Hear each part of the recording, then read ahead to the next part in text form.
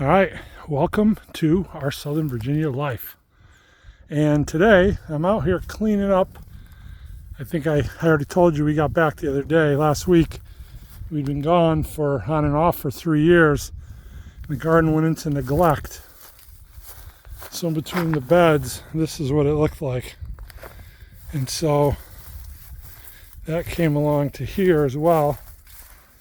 And all around all these beds, I started way down where that water toad is. I started cleaning up, kind of raked up some of the heavy grass and put in here for mulch. This is the bed that we planted in. I was home for 1 month last year. This past summer, my neighbor planted a bunch of stuff in here, watermelons, and look at that nice rich dirt. That was the hugelkultur. So here in Southern Virginia, we have all hard red clay. So I started making my own compost, and in these beds I layered it with wood, logs, sticks, wood chips, and just composted it all in. This is the third year for this one. Third for that one, or second for that one. I haven't planted. This will be the third coming up. Haven't planted in that one yet. That one's 2 years old. And that big one in back is brand new. That's where I'm going to do most of my composting this year. And I started throwing some of my grasses in here. I'm not sure about that perpendicular one. I may just use that for composting as well. But what I wanted to show you, when I was cleaning out this area, I came across these berries that had been neglected, and they were growing out into the path. And so I pulled them up.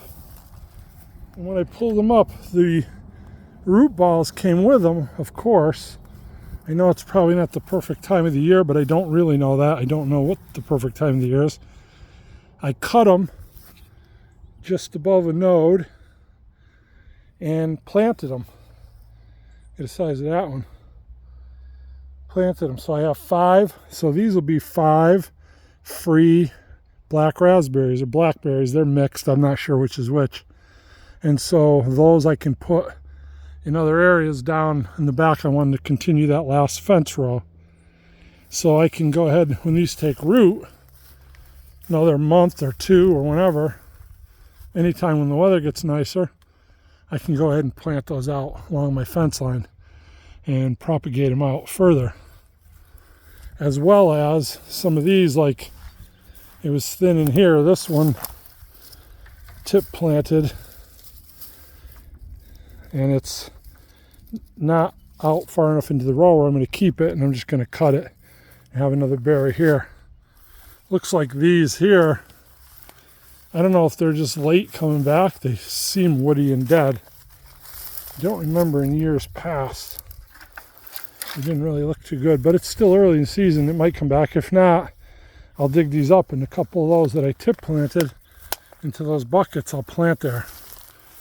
So what I want to mention too is this is the perfect marriage between food forest, permaculture propagation, and prepping, because I could give those away to my neighbors and people in the area that I'm trying to build relationships with, and goodwill goes a long way.